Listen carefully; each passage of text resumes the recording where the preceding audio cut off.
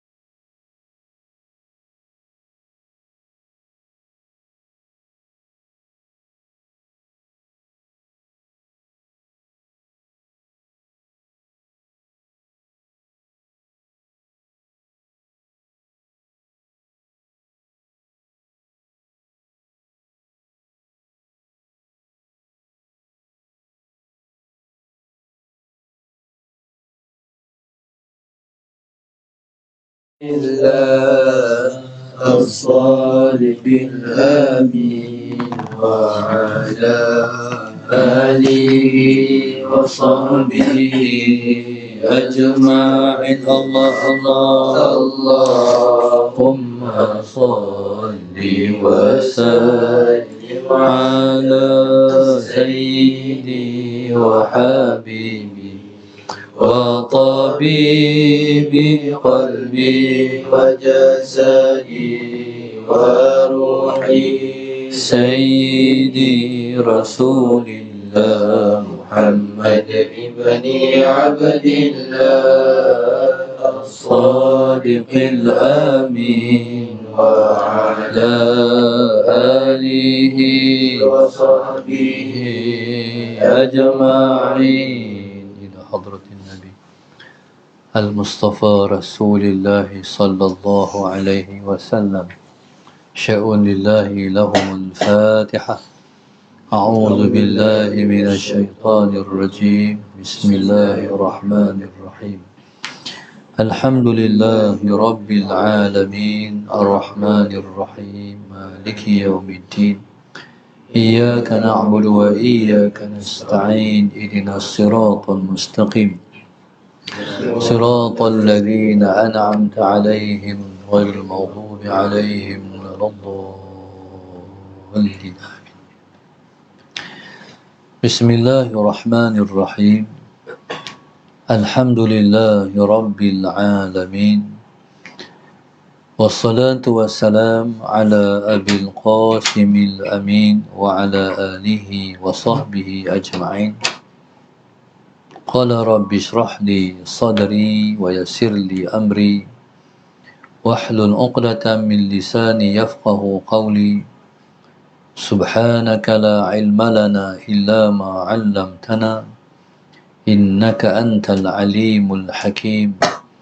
ولا حول ولا قوة إلا بالله العلي العظيم.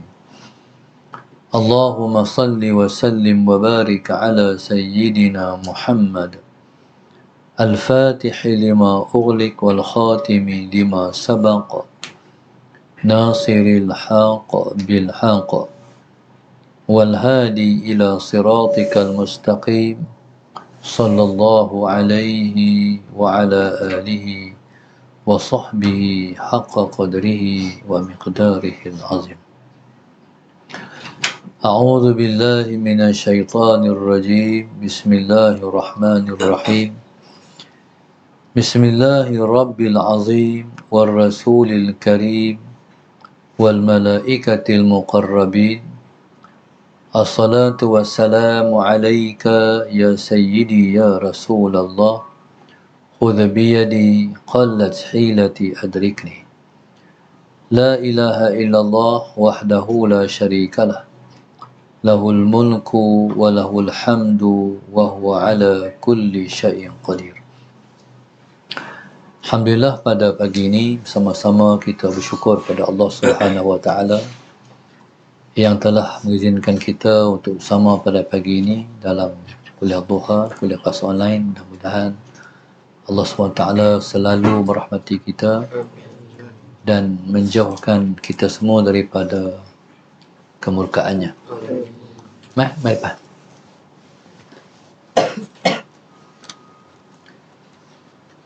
Pada pagi ini kita Allahumma salli ala Sayyidina Muhammad. Musyik, kita mari sini.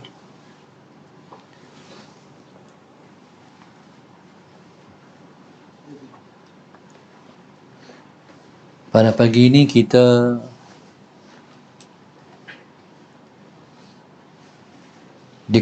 diketengahkan tajuk mendidik dan mensyukuri nikmat Allah Subhanahu Wa Taala. Surah Saba ayat 13 yang ditaja oleh grup infak Masjid Darsa 1. Mudah-mudahan Allah SWT sentiasa menjadikan penaja kita insan-insan yang sentiasa bersyukur di atas semua nikmat yang Tuhan bagi, dan Allah tambah nikmat-nikmat yang ada sehingga mereka menjadi umat yang mensyukuri terhadap semua nikmat-nikmat Allah Subhanahu Wa Taala, insya-Allah. Kita ambil depan ni.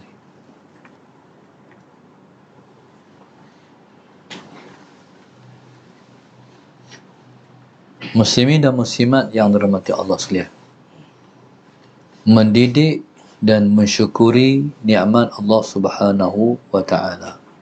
Allahumma salli ala Sayyidina Muhammad. Allah Subhanahu Wa Taala berfirman dalam surah Saba. Allahumma salli ala Sayyidina Muhammad. Allah sebut i'malu ala Dawud syukra wa qalilum min ibadiy syakur. Allah sebut i'malu, beramallah oleh kamu semua wahai keluarga Daud akan syukur. Wa qalilum min ibadiy syakur, sedikit sangat hamba-hambaku yang bersyukur kepadaku.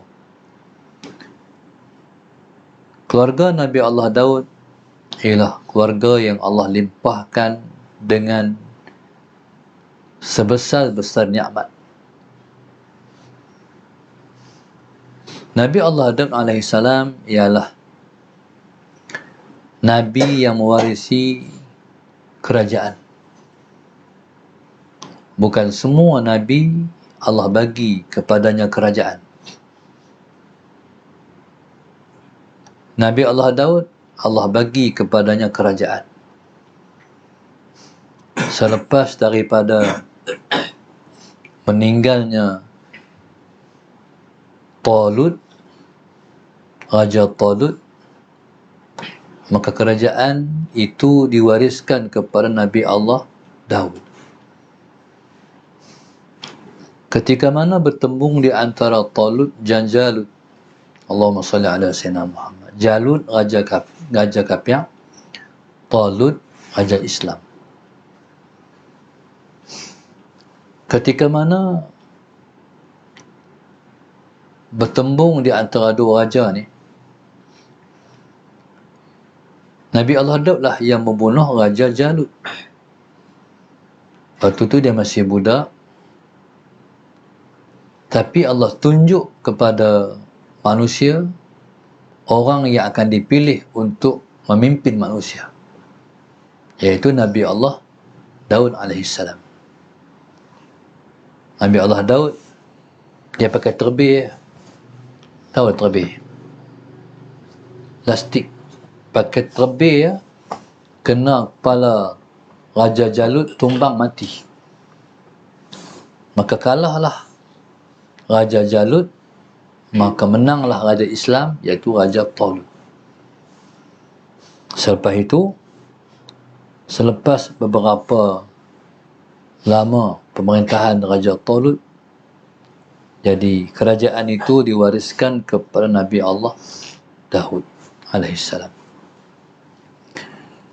Ketika Nabi Allah Daud alaihissalam menjadi raja, ketika itu dia diangkat oleh Allah menjadi rasul. Setiap rasul mereka memiliki mukjizat. Dan mukjizat Nabi Allah Daud alaihissalam, Allahumma salli ala sayyidina Muhammad, yang paling besar sekali ialah melenturkan besi. Itu mukjizat Nabi Allah Daud alaihissalam. Dan pembuatan besi itu kemudian diwarisi oleh orang Kedah melalui perpindahan piut Nabi Allah Sulaiman alaihissalam ke tanah Melayu, khususnya ke negeri Kedah. Piut Nabi Allah Sulaiman berpindah ke negeri Kedah dan mereka sampai di Merbuk, dan tentulah bermulanya tamadun besi. Kalau kita nak pergi Merbuk, sahabat Sayyidina Muhammad, kita akan lintah di Sungai Batu. Tentulah teknologi besi dulu. Dan Allahumma salli ala Sayyidina Muhammad, dan besi Kedah merupakan besi terbaik ketika itu. Dan kalau kita tengok hari ini, telah ditemui relung besi. Relung ni makna tempat pembuatan besi, tempat memproses besi. Ya subhanallah, Allahumma salli ala Sayyidina Muhammad. Maka itulah teknologi dunia pada ketika itu. Jadi bayangkan, kalaulah manusia, masalah Sayyidina Muhammad, besi ni unik. Contoh, nak menghasilkan sebilah kerih. Sebilah kerih itu tercipta daripada campuran pelbagai besi. Dan ada besi, ada kerih yang disebut dengan apa? Ni, dia buat dengan jari. Dilembutkan besi itu dengan jari. Faham tak? Dia jadilah sebilah kerih, tapi kerih itu masalah saya nak hasilkan, dia bukan sehari 2 hari. Dia setahun untuk menghasilkan besi itu, untuk membentuk kerih tu. Masalah saya Muhammad. Dan ilmu tu sudah pasti ilmu yang dipelajari oleh orang Melayu daripada perpindahan generasi piut Nabi Allah Sulaiman ke tanah Melayu. Apa istilah dah tu? Istilah kita ni, kita cubit kan cubit. Macam kita nak buat dia nak buat nak pakai soalan Sayyidina Muhammad, pakai tanah liat tu, penaslin tu, membentuk tu pakai ni, pakai ujung jari. Tentulah ilmu tu ilmu yang sangat hebat yang dimiliki oleh pembuat keris. Dia kena malam ni, dia kena bulan macam ni, dia kena hari apa. Jadi semua tu ilmu. Maka itulah yang dimiliki oleh Nabi Allah Daud alaihissalam. Sebab besi ni penting, dia adalah merupakan besi ni ialah merupakan segala-galanya. Contoh orang buat kereta, enjin besi ke plastik? Besi. Kapal terbang, kenderaan, persenjataan, semua daripada besi.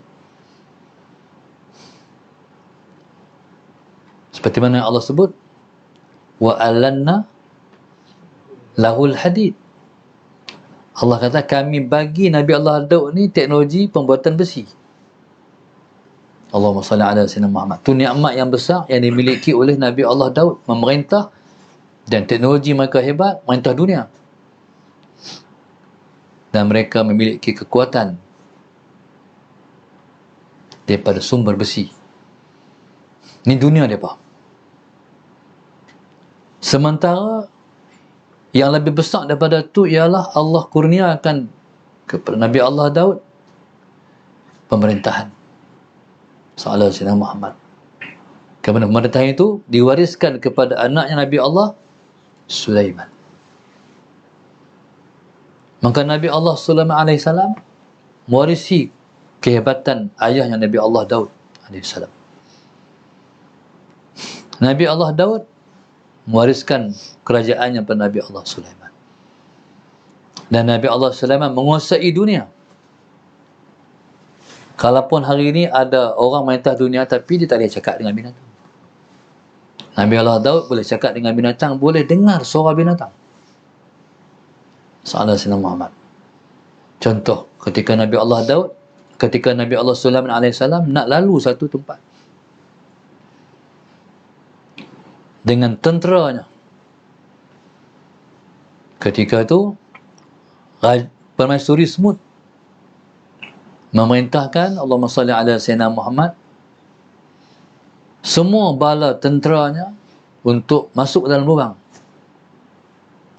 takut dilatam ataupun dipijak oleh tentera Nabi Allah Sulaiman. Allahumma salli ala sayyidina Muhammad. Ketika itu Nabi Allah Sulaiman fadhahika, senyum. Pasal apa senyum? Sallallahu alaihi wasallam Muhammad. Sebab jangkaan ataupun agakkan pemasyuri semut, tentera ni dia tak kira orang, kita tak kira siapa dia belah, tapi Nabi Allah Sulaiman dengar semut. Pernah dengar semut cakap? Tengok macam jalannya kan. Salah Sayyidina Muhammad, Nabi Allah Sulaiman dengar dia bercakap. Semut ni dia berjalan pun tak dengar, bercakap lagi-lagi tak dengar. Dia jumpa dia buat apa? Dia salam. Jumpa sama-sama dia salam, Assalamualaikum, sihat ke? Dia bus sini, jalan. Salah Sayyidina Muhammad. Tu nikmat Allah bagi pada Nabi Allah Sulaiman. Dia tak kira lagi dia terbang. Sekali terbang, bukan pakai kapal terbang, kapet terbang. Kapet ada enjin tak? Hari ni orang terbang kena pakai enjin. Ni tak ada enjin, kapet terbang. Mukjizat dia. Sallallahu alaihi Muhammad. Kapet tu kapet besar pula tu. Duk paling hadapan sekali saf para ulama. Kursi-kursi tu paling depan duduklah kursi para ahli ulama. Lepas tu pula sallallahu alaihi Muhammad terbang tu, pelbagai spesies burung terbang. Bersama terbang tu jin-jin juga. Sallallahu alaihi Muhammad. Kalau lalu di langit tu, di bawah duduk. Tapi Nabi Allah Sulaiman, Allahumma salli ala sayyidina Muhammad, ketika mana dia dengar di bawah sana orang sebut nama Allah, dia turun dan kata, nama yang kau sebut itu lebih besar daripada kerajaanku. Ini dipanggil wa'malu ala Dawud syukra. Wahai keluarga Nabi Allah Daud, amalkan syukur.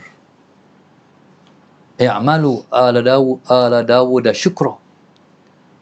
Dia amat tu. Sampai itu Nabi Allah Daud alaihissalam memiliki suara yang sangat lunak. Allahumma salli ala sayyidina Muhammad. Nabi Allah Daud kalau dia baca kitab Zabur, burung-burung habis berhenti berkicau sebab terpengaruh dengan suara dia. Sallallahu alaihi wasallam. Angin yang bertiup berhenti bertiup sebab sedap sangat suara dia, berhenti angin yang bertiup.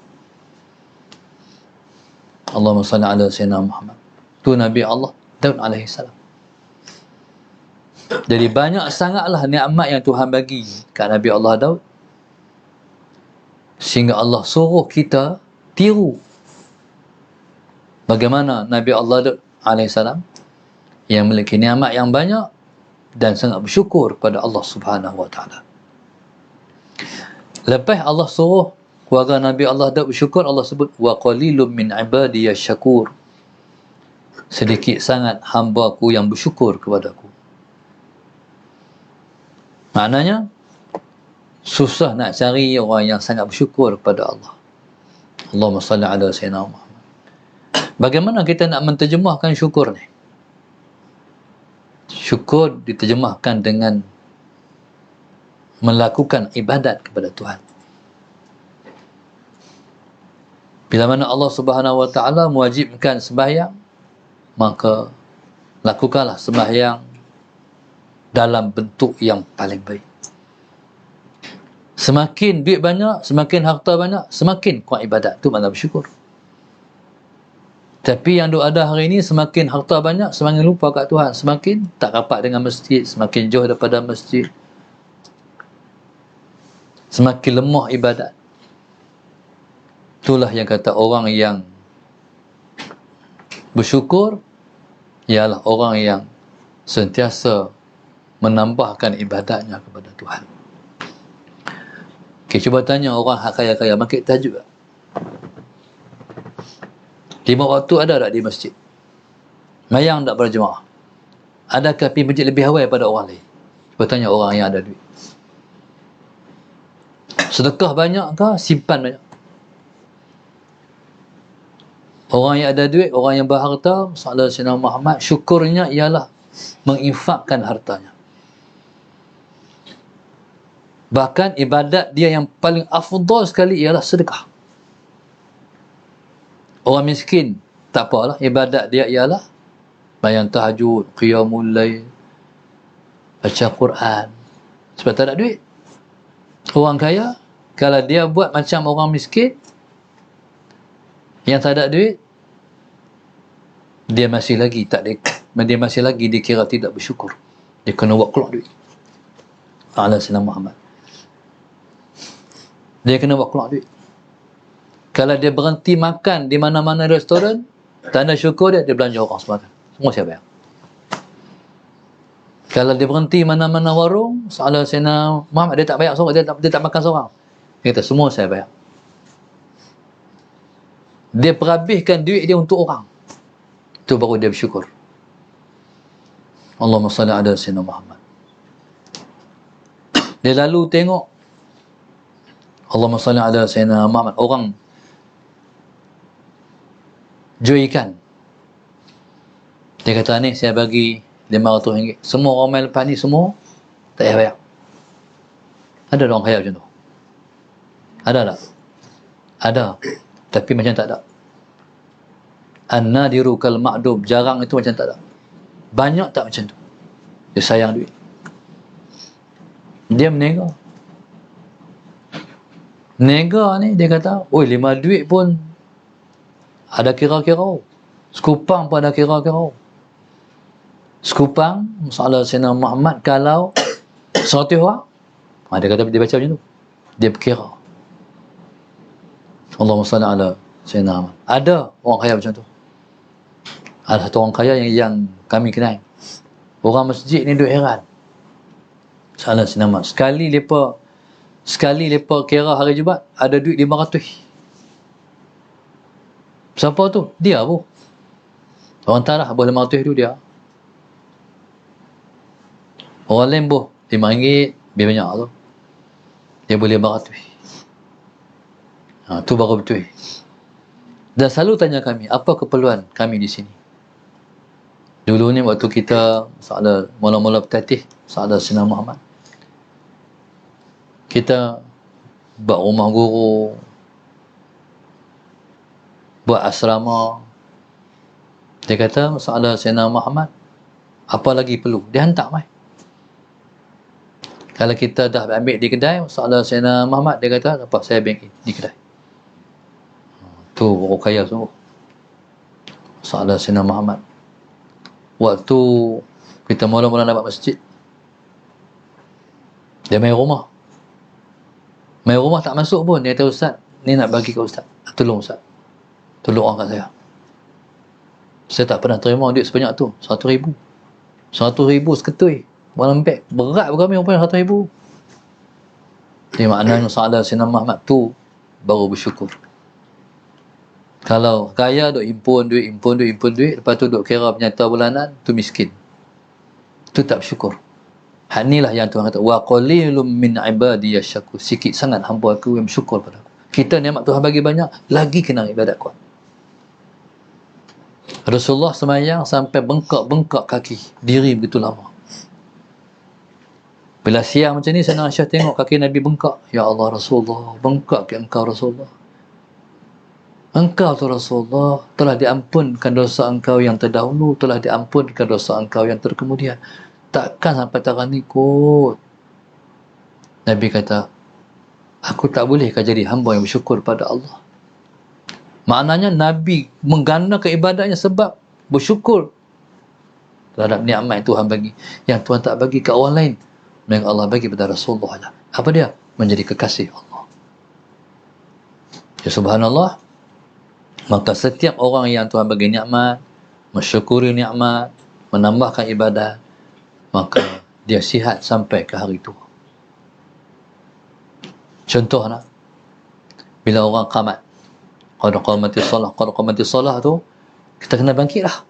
Jangan tunggu sampai habis. La ilaha illallah. Bangun. Orang yang bangun ketika mana orang qamat, qad qamati salah, dia tak bongkok pada hari tua. Tuhan bagi, Tuhan ganjar dekat, Tuhan balas kat dia sebab hang bangkit dulu daripada orang lain, sebab hang nak mendahului orang lain nak mendirikan sembahyang. Jadi kalau kita nak sihat, bagi kuat ibadat. Kalau kita nak otak kita tak nyanyuk, rajin baca Quran. Salah Sayyidina Muhammad. Orang tak nyanyuk ni ialah orang yang baca Quran. Yang kedua, para ulama. Tak ada ulama yang nyanyuk. So, mereka berbakti pada Allah dengan menyebarkan ilmu pengetahuan. Ya, orang yang berilmu, tanda bersyukur, menyampaikan ilmu. Tanpa penat, lelah. Tak rasa penat, tak rasa letih. Sahabat Sayyidina Muhammad. Selagi mana ada qudrat, selagi itulah mengajar. Kalau sakit, baru tak mengajar. Sakit, berarti rehat. Selagi mana sihat, sekali letih pun mengajar. Itu tanda mensyukuri nikmat ilmu. Jadi begitulah kita sepatutnya mendidik diri kita untuk jadi hamba yang bersyukur kepada Allah Subhanahu wa ta'ala. Jadi itulah sedikit untuk pagi ini. Mudah-mudahan Allah Ta'ala memudahkan kita untuk kita semua menjadi hamba yang bersyukur. Amin. Mudah-mudahan Allah tambah lagi nikmat yang dia bagi pada kita dengan kita selalu bersyukur pada dia. Mudah-mudahan Allah matikan kita sebagai hamba yang bersyukur pada dia. Mudah-mudahan kita selamat daripada menjadi orang yang kufur nikmat. Sebab orang yang akan masuk neraka ni sama ada dia kufur akidah ataupun dia kufur nikmat. Kalau kita sebagai seorang Islam, kalau kita tak kufur akidah tapi kita kufur nikmat, maka na'udzubillahi min dzalik, akan dimasukkan neraka, akan dimasukkan dalam neraka seperti mana orang yang kufur akidah juga. Allah Subhanahu wa ta'ala alam. Al-Fatihah. Bismillahirrahmanirrahim. Iyyaka na'budu wa iyyaka nasta'in, ihdinas siratal mustaqim, siratal ladzina an'amta 'alaihim ghairil maghdubi 'alaihim waladdallin. Allahumma nawwir qulubana bidatik, Allahumma nawwir qulubana bidatik, Allahumma nawwir qulubana kama nawwatal arda bi nuri syamsika abadan abada bi rahmatika ya arhamar rahimin. Rabbana atina fid dunya hasanah wa fil akhirati hasanah wa qina adzabannar. Wa sallallahu alaihi wasallam. Alhamdulillahi rabbil alamin. Subhanakallahumma wa bihamdika.